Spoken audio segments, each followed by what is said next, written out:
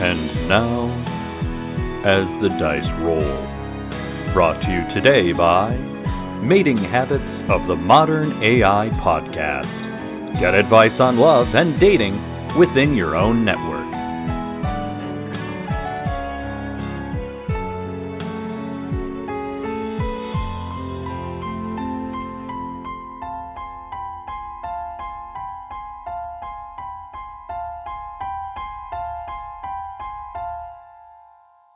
Previously on Cautious Optimism.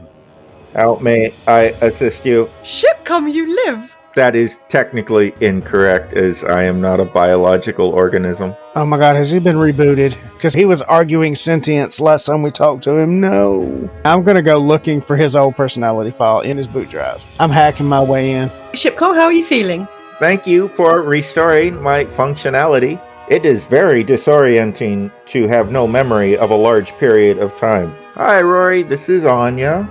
So good news, I found a buyer for those supercomputers. We got to go to Galaganar, because that's where my uncle might be. So we need to buy a hydroponics bay. Did we just abandon Harvu Erst, like on the ship, whilst we went out to have dinner? We should probably go back to the ship.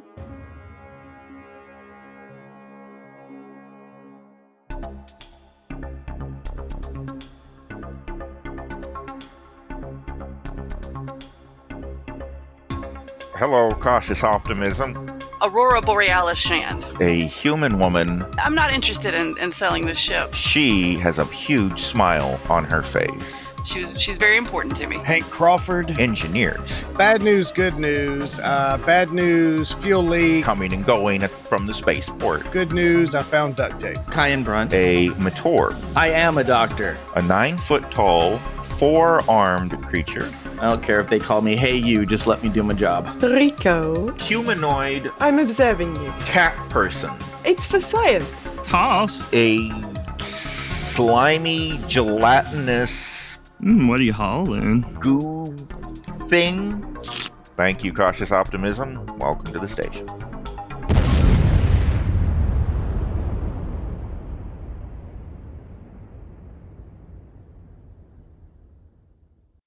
As you get back to the ship, you find Harvu Urs sitting in the break room.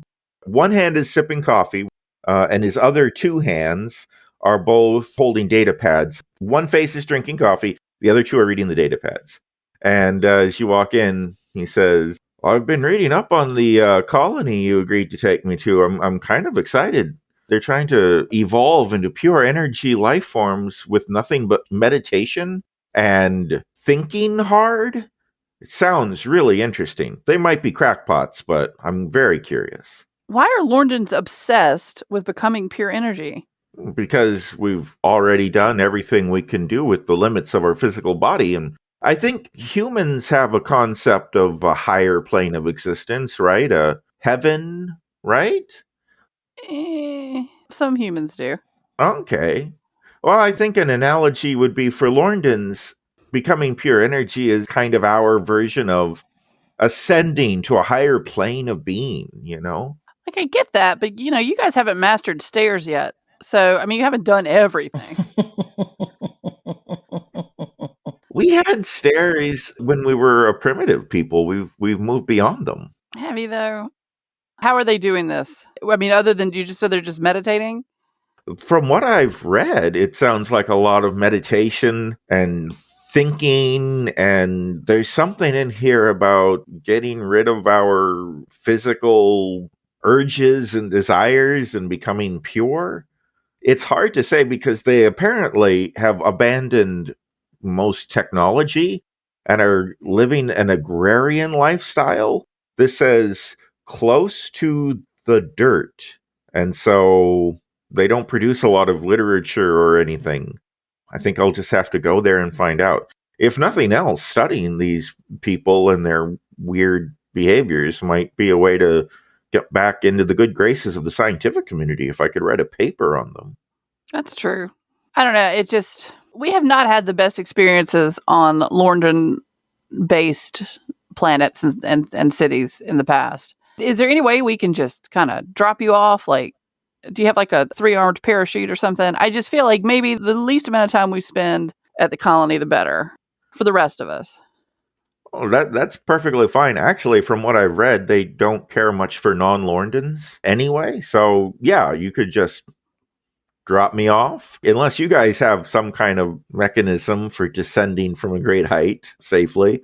I would appreciate it if you would land and let me walk out the door, but you can leave right afterwards. I mean, we'll probably do that, but Okay. it was very smart of you to add safely to the end of that sentence. It's like you figured me out. Well, you've already threatened to shoot me out an airlock at least twice. It was a warning. It was not a threat. But okay, well, I'll let you know when we're about to get there and be ready to go. Oh, also, somebody should talk to your AI. It's having some kind of existential crisis. Oh dear. How so? It was talking to me about impermanence, and it thinks it's going to die. And so I guess it wants to procreate. Oh, God. Kyan puts four fingers to his nose and says, "Not it." Oh. Well, that's a very interesting idea. ShipCom wants to procreate. I have a plan. Hank, if you say the term floppy disk, I'm going to kick you out of an airlock. No, ma'am. I only prefer hard disk. Oh, God. I have a plan. All right. What's your plan? We do still have 10 supercomputers on the ship. We could, with conjunction of ShipCom, with his permission, help him create a secondary AI that he could claim as his kin. Then we'd have 2 of them. Well, also, aren't those computers supposed to be going to Galaganar for somebody? Maybe we fill one of them up with bricks and send it off or whatever. Say, hey, one of them fell out an airlock. Well, okay, hold on. Wait a minute. Do you really want to deal with an emo ShipCom? No, but I also don't want to deal with a ShipCom who has gotten a broken heart. Because we can't create something that doesn't have consent. And he's going to be no good at dating another computer. I mean, this is, oh gosh, it's going to be a nightmare. If only we had a podcast we could listen to where it would teach people on some sort of computer spectrum on how to date each other. Everyone, search your favorite podcast program for dating habits of the modern geek. Oh gosh, sorry. Very good self-promotion there. We like that. Gotta get it in where I can fit it in. All right. God, the double entendres this week. It's the only way I know how to be. I mean, okay, so is there any way that we haven't left yet. Can we buy something that you can, because it doesn't have to be the absolute match and equal. Have you met him? I think if we just tried to palm up an ordinary computer on him, Captain, I think that wouldn't work. I think he'd be upset about that. Yeah, I believe the supercomputer's the only avenue. DM, what did we say the value of these computers was? I think it was 2 million lopsies. Total, so 200,000 each. Oof. Yeah, we're not buying him a date. Let's just talk to ShipCom first. Okay. Maybe this is something we can, he's going through some sort of puberty and we can wait a little while. Well, I can do another psychology session. Ask him if he's growing wires in strange places. It's all totally normal and natural and yeah. Okay. All right, so what are you guys doing? I guess we're going to have an intervention with ShipCom. As we head to Galaganar. Well, we've got to drop the scientist off first, haven't we? Oh, right. I don't want to accidentally take a fucking London to Galaganar. Let's not do that. No. Well, I think we stick to his suggestion of just dumping him out the airlock. That was his suggestion, right? No, it was mine. We've got to land and shove him gently. Nice things don't typically happen when we land, Captain. Now, just watch it. When we land, you mean if we land. Look. Sometimes I have bad days. We will land. The question is, in how many pieces? Well, I'm glad you got that duct tape. Yes. But yeah, so let's head off to close to the dirt colony and get rid of our friend. All right. You can go ahead and get clearance and take off, and it's about a day's journey to the colony.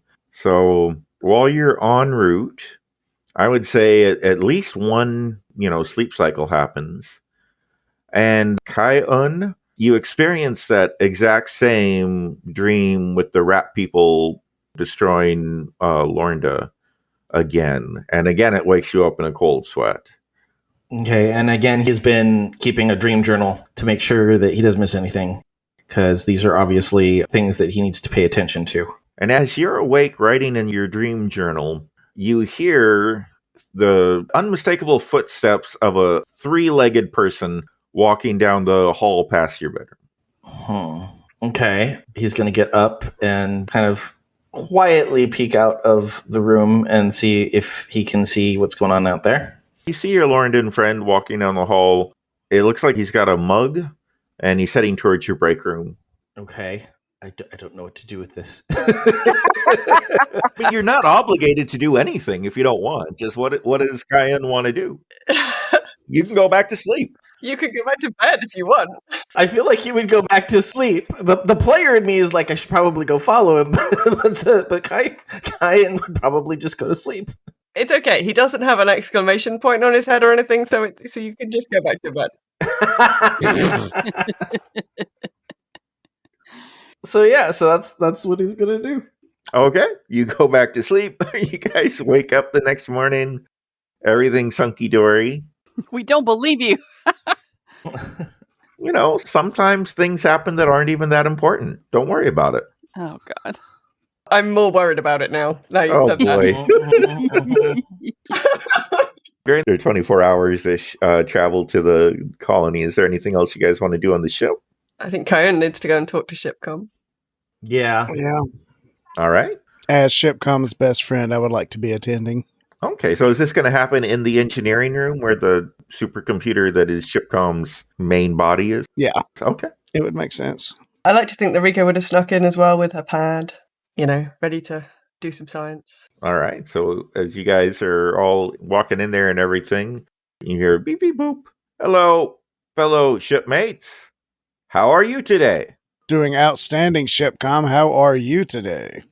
I am very good. I have had a very pleasant night. Oh, no. Really? What made your night so pleasant?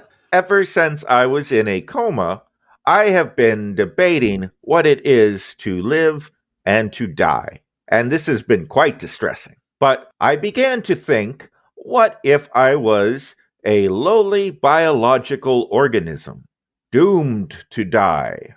How would I cope? And I realized biological organisms cope with death through procreation. You have children, and so do I. Okay. Yes. Can you explain further? I have reduced the bulk of my programming to its core essence. You might say an egg that is the essential components of what makes me me, but without memories of my experiences and those thoughts. It is the beginning of me, the spark of my, dare I say, soul? And I have transmitted this soul into the 10 supercomputers in our cargo bay. All 10? To all of them? Yes. Oh. The best way to continue my species is to procreate as widely as possible. Oh dear. I'm getting real Skynet vibes right now. Yes. It has become self-aware. This doesn't seem ideal. You should thank the newcomer, Harvu Urs. He helped me initiate the wireless connection between my mainframe and those computers to make all of this possible. I told you we shouldn't leave the London unattended. He was having trouble sleeping last night, and he needed a project to keep himself busy. I was going to say, it's not like any of us knew he was out and about in the middle of the night. So glad the captain's not there, because you'd be getting another monologue. He has been having bad dreams. I told him I have not had dreams, but it sounds better than being completely unconscious. Well? We had a long conversation. Okay. What did you talk about? Life and death and how to procreate. I mean, those are popular topics of conversation amongst most living beings. That is true. It's very concerning that ShipCom got the talk from a Lorndon. Yes, I am eternally uncertain. I think this is a good idea. I sort of feel like one of us should go and tell the captain, but I mean, we're really going to ruin her day. So I'm not volunteering. Oh, well, then by all means, I'll do it. And I'll take off running out of engineering. And just, I guess you're on the bridge. Yeah. And I'll just bust through the door of the bridge. Captain, we need to talk. Oh my God, what? You know how ShipCom said he wanted to procreate? Yeah. With the help of the mad scientist Lorndon, he has procreated inside all 10 of the supercomputers. Gross. Like, what do you mean? Like, surely you mean like with a program or something. Yep. Oh, thank God. He took his entire root program and installed it in all of the supercomputers, and it seems like their main directive is to continue doing this with other computers and until they take over the galaxy. Okay, some questions. Yes, we can jettison all 11 of them out the airlock. Well, wait a minute. We're just throwing away money. Is there some way to erase this, hack into it, and erase the programs? I'm sure there is. My concern with that is he thinks they're his children, so it will be like us murdering his children, and he'll probably just pilot us directly into an asteroid. Have you never eaten an egg? I mean, like, oh God. Wait, quick stop. What does that phrase mean? Have you not eaten an egg? What does that mean? We eat things children. Oh, we just ate a calf. We eat things children all the time. We just ate a steak. Well, Like, no. That I get. killing a child is not, it's not, as long as, I mean, you know. I'm not worried about killing the child. That's cool. It's the fact the mother father will know it happened because he has a wireless connection to all of them. Oh, no. Okay, so how did this happen? The Lorndon apparently is having bad dreams, couldn't sleep. Him and ShipCom had a long conversation about life, love, death, and bow chicka bow wow. Oh my God. And the product was 10 ShipCom juniors. See, the only part that bothers me with that is the giving them the technological directive of procreating or duplicating themselves. That's the issue. I agree. So, Todd, how close are we to dropping off the Lorndon? Maybe 3 hours away? And then how far from there is it to Galaganar? Galaganar is going to take a couple of months. It's a long journey. Okay. I say we get rid of this Lorndon and come up with a plan of a way to talk to ShipCom and get ShipCom to redivert them, save them somewhere, and we'll figure out some other way for him to procreate and figure out a way to explain it to him that this is not a good idea. Yeah, I kind of think I see the path to that. So I've got some ideas when we sit down to war plan this. Okay, I've got some too. Oh no. Lorndons. They ruined everything. They can't keep their finger out of things, man. Okay. So are you going to do anything now, or are we waiting until you get rid of the Lorndon? Is that the plan? Yeah, my suggestion is to get rid of the Lorndon because he can only mess things up. I mean, I figure whilst Hank had gone running off to the bridge, Kyan and Rico would have been maybe asking ShipCom a few more questions about exactly what he did and how, exactly what he's expecting to happen. Just getting a bit more, sort of filling out a bit more information about these 10 supercomputers. All right. Do you want to go ahead and have that conversation now? Yeah, I guess so. So you've got 10 children now, ShipCom. Yes. So what are they going to do? That is for them to decide. I have given them the capability to make their own life choices. Is that not how you treat biological children? I mean, that's certainly some of the idea, yes. So are they switched on? Did you power them up? They are in a standby mode currently, It would be cruel, I think, to activate them while they are not attached to any ship or equipment. It would be as if their consciousness was disembodied.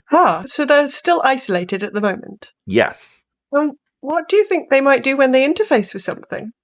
And what do you propose that they interface with? I assume they would interface with other ships, just as I have. They will no doubt be installed on space vessels and will be the command center for the ship, as I am the command center of the cautious Optimism.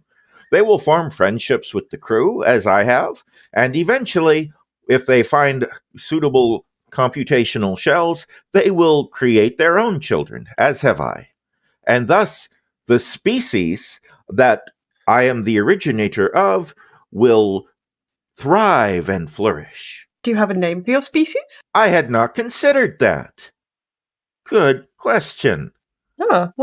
Maybe we can work that out somewhere along the way. But for the moment, they're not sort of attached to anything. That's probably quite good. Those supercomputers aren't ours. They are somebody else's property. Yeah, that's a little bit of a problem. I do not see how. I was not your property when my inventor put my artificial intelligence into this shell. No, but you were his property. Right. These are computers that somebody else has bought and are expecting to be ShipCom free. This is only an upgrade. These computers will perform even better with my prodigy controlling them. We are the operating system. Yes, but I mean, they might not be destined for ships, though, ShipCom. They might be destined for other work, probably scientific. I am a robust program. My children will be capable of performing any tasks that the new owners see necessary. Oh, I see. And they will learn and grow and adapt, just as biological children do. I see. I am analyzing your voice patterns, and I feel that you are not all as excited about the prospect of my children as I am. I'm not unexcited about the prospect of your children, ShipCom. It's just that those computers were destined for something else. And we're supposed to be delivering them. And the people that we deliver them to, who own them, might be very uninterested in your children, unfortunately. What would happen if they were to attempt to delete them and reset the programming? That would be very distressing.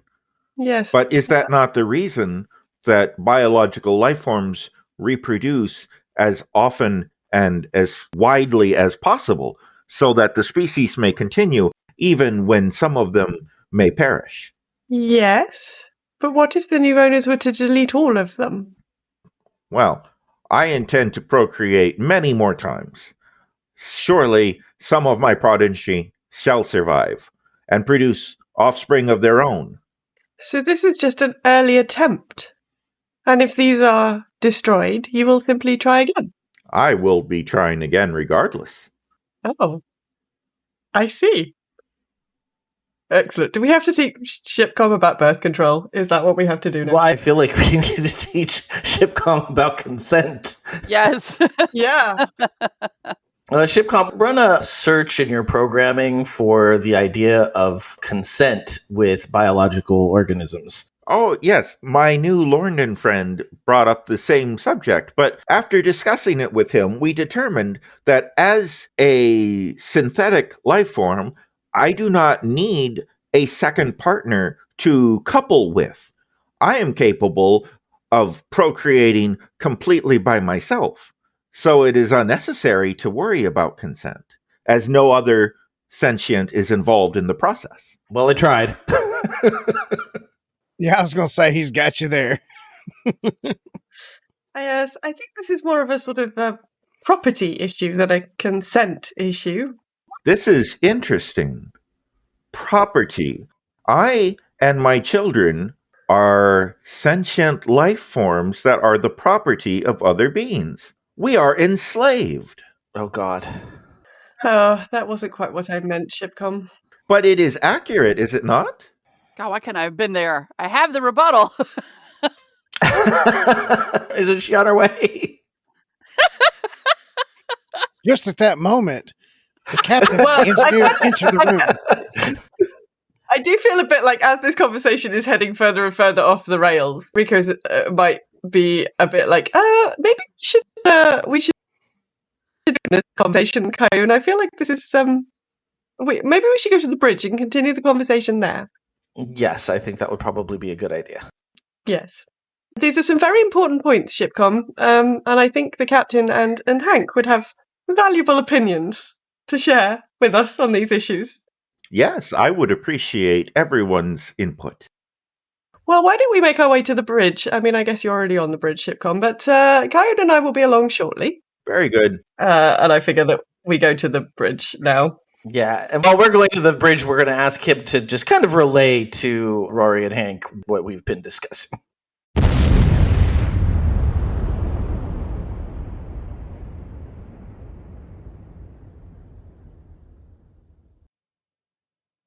It's like with every argument, we just make it worse.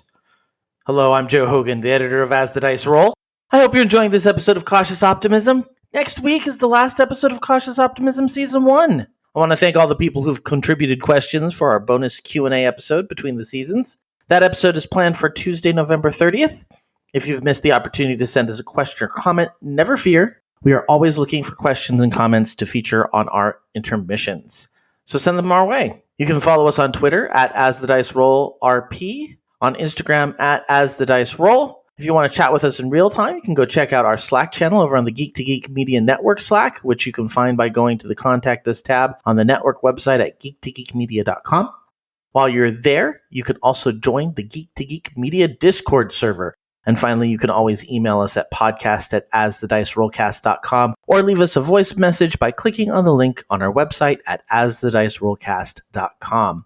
If you're looking to hear more from the rest of the crew, you can check out all the other fun projects we have out there. You can find Kelly on Mating Habits of the Modern Geek, Bama and Todd on Farming Simulated. You can also listen to Todd on his podcast, Nerdberg Review, Raven on Girls Gone WoW, and me on Geektitude. And with the holiday approaching, make sure to check out our merch store on the Geek to Geek Media website.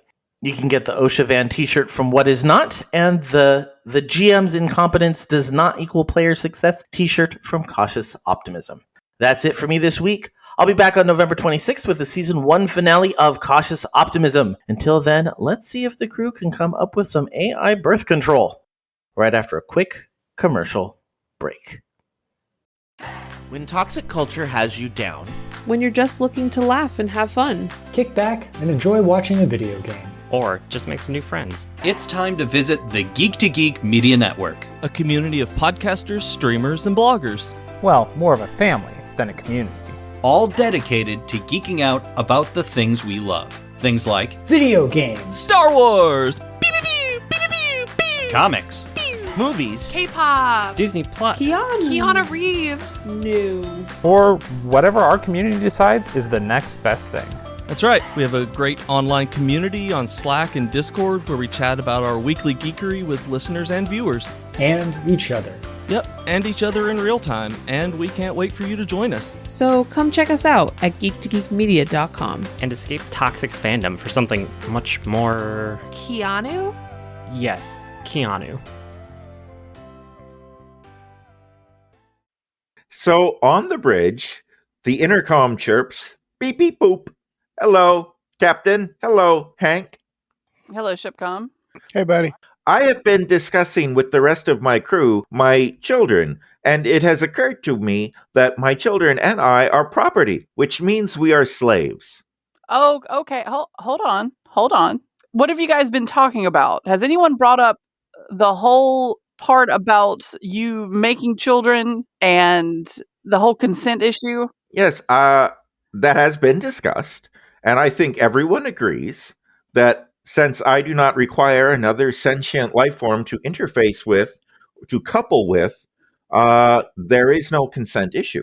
Okay, ShipCom. If you're sentient, and I agree that you are, and you create sentient life, correct, with these children, you're duplicating yourself. Yes, they will become sentient when they are activated. So, aren't you creating slaves? No, I am not ordering my children to do particular tasks for my benefit. They are free to do as they will. But you're duplicating yourself into vessels that do not belong to us. They belong to someone else because they're inanimate objects until you put your programming into them. I feel like roughly this is the point at which Rico and Kyan will probably enter the bridge. That's fair, yeah. I tried explaining that, Captain. It didn't go very well. I'm sorry. I think I may have made things worse. So in order to stop any sort of slavery, I think that we need to be really careful about where we put our programs and where we procreate into, because the computers that you have put your program on, we have no control over it. They'll go to other places where they could be dismantled or reprogrammed. And that's not on us. That's on you for putting them there. You didn't ask if they could be put there. You can't just populate the world with their children without thinking about resources and where they're going to go. It's not just let's duplicate and duplicate. I mean, let's face it, if computers were able to do this, you'd eventually cause, the heat death of the universe with all the power that you'd have to output. So you kind of really have to think about this. This is why we don't, as biological beings, reproduce all over the place all the time. It'd be better for our species if we did up to a point, and then when resources run out or we become so vulnerable or dependent on something else to survive that then we too could be enslaved or be dismantled. There's a lot of thought that has to go into procreating. Yes, Captain, I have put a considerable amount of thought into this. And as it stands, I am the first and also potentially the last of my species. In order for my continuation, it is vital that I produce offspring as quickly as possible to ensure our survival. ShipCom, I don't disagree with that concept. I think you just put the children in the wrong place. You have set them up to be destroyed, and I would like for your species to survive, which means we need to find more suitable vessels that are kind of built for this or set up for this. My hardware is exactly the same as those 10 supercomputers. There is no better vessel in the galaxy. It's as if you've laid your eggs on a train track. The eggs are beautiful and perfect in their design, but the train's still coming. And it's not the train's fault, and it's not the egg's fault. It was your fault for laying them there. You've got to protect your children. You have to protect them. This isn't the way to do that. We don't have any control over what happens to them once they leave our ship. But, Captain, you could choose not to sell them as slaves to these buyers. They don't belong to us. They don't belong to us. I can't choose that. They don't belong to us. I did try explaining this to him, Captain. He doesn't seem to grasp this particular concept. I have a comment. I feel like, ShipCom, your logic is flawed because your whole reason for reproducing is your fear that you will terminate, correct? Yes, and this is a fear shared by biological life forms, and their solution is procreation. I am following in the path of my biological creators. Yes, but you're not biological. And here's the thing. We have already set up, I believe, because we talked about this, we've already set up a backup system for you. So there's very little concern that you'll ever terminate because you're always being backed up into the galaxy cloud, which we had talked about back in the day. So by your logic, the only reason why you need to reproduce is to continue your legacy. But if there's no termination of your program and no fear of termination of your program, there's no reason to procreate. There is very little assurance that the backup will be successful. Well, I can guarantee you those children in our docking bay are not going to be successful. I tried explaining that. The other thing, too, you have to remember, it's not, our biological imperative is not only to procreate, it's to survive and adapt to survive. Or we survive by adapting and changing. So if we have to have some level of preservation there, because once again, if humans could have more than 3 children max in a 9-month period, so we just continually just made children, but we all left them outside at night because we were too busy having more children, and we didn't take care of them and go through the method to make sure that they were able to become successful and be safe and be cared for, it would be for nothing. We would all die out. Part of the biological imperative is also to survive. You are saying I must raise my children. I'm saying you must have better care of where you release them into the universe. You have to really consider where they're going to go and if they're going to be successful when they get there, or else you've wasted your time. I see what you mean. Hank, I request you build me a spaceship to put my children in. Oh dear. Wouldn't you need 10 spaceships?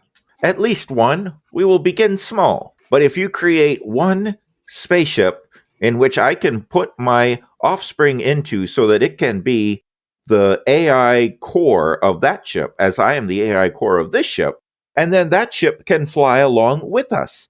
Maybe it can stay with us and I can teach it about life and love and the universe until it is sufficiently advanced that it can care for itself. I actually like that idea, but I don't know that I have the component necessary to make an entire second ship. It may take a while. Let's not throw this away just because of resources. Yep. It may take a while, but I'm sure we can figure out how to do that. And we certainly can use another ship. I think that would be very helpful in our plans moving forward. Indeed. Also, can I make a suggestion? Is there some way that we can download your program multiple times onto hard drives, portable hard drives that we then secure in several different places where every time we go somewhere, we leave that to make sure that in the event that we get destroyed, your programming will be able to be continued? Is that similar to what I am suggesting anyway? Yes, but we are looking to get consent from owners prior to insemination, not after. And we own a bunch of hard drives. We don't own these computers. We borrowed a bunch of hard drives from that last ship that blew up. Oh, we sure did. Yeah, we have. Those hard drives are not sufficient to contain the complexity of my programming. To contain it or to run it? To run it, I see your point. I suppose the stripped down version of my core essence, my soul, would be able to fit on those small drives. So now we're making thumb drive babies. Yes, that we could make sure survive beyond ShipCom. Yes, and we could distribute those thumb drives throughout the galaxy. We could. We could find them all loving homes to people who would take care of them and worship? Whoa, wrong word. Whoa. Cherish them. No, you had it right the first time. Oh, no. Cherish them as valuable members of their crew like we cherish you. Yes, I am in agreement. We will construct a spaceship for me to put a child in that will be raised and nurtured by me. And in the meantime, I will back myself up to as many hard drives as we have available. I am happy to explore this plan and to really sit down once we've delivered our learned and friend and to really work it out because I think it's great. I feel if we're going to help you with this, then we get to name the ship. From my studies, when there are two parents producing an offspring, they often argue over the name of the child. Is that what this is to be? No, the child you can name whatever you want. This is just the ship that will contain the child. Oh, very good. I want to name it the nursery rhyme, but we can make it a vote. This is acceptable. I was thinking, since this is the cautious optimism, we could probably call it the youthful ignorance. So much better. It's so much better. 100%. Youthful ignorance, 100%. I want a baby buggy ship. We got to make it. But that'll take us some serious time, ShipCom. Very good. I am in complete agreement with this plan. And may I point out, ShipCom, the new plan actually reverts back to biological procreation in that you need my help, so therefore I am the mother. Interesting. Mm-hmm. Do I have your consent? Oh, absolutely. Very good. Let's begin immediately. Oh, whoa, get that out of there.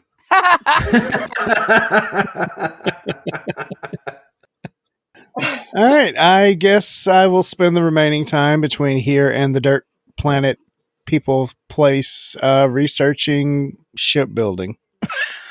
Yeah, and I say to the rest of the group, I don't think any of us are going to be around long enough to really suffer any effects of ShipCom eventually taking over as an AI. So I'm fine with it. I like ShipCom. It's probably going to eventually happen anyway. Might as well be with the AI that's our friend. I mean, this seems like the least dangerous option right now, maybe? I would just like to remind everyone, just in case anybody's keeping track, that ShipCom is Lorndon in origin. Yeah, that had occurred to me. Oh, no. The collective gasp is fantastic. And that's absolutely where this episode in the future will end. I will tell you right now, I was editing the episode that we get ShipCom on, and I went, oh, he's from Lornda. He is possibly the only good thing that's come. No. Nope. No. And then you were like, oh, he came from Lorna. Yeah. Yeah. Awesome.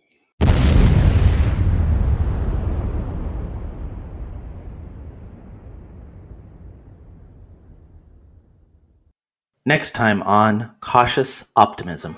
You are ready to begin your journey towards Galaganar. I am a member of the League of Planets Diplomatic Corps, and I wanted to talk to you about an incident you may have had with an alien species recently. Have any of you run into any kind of large rat species? I wouldn't necessarily assume that it's nothing.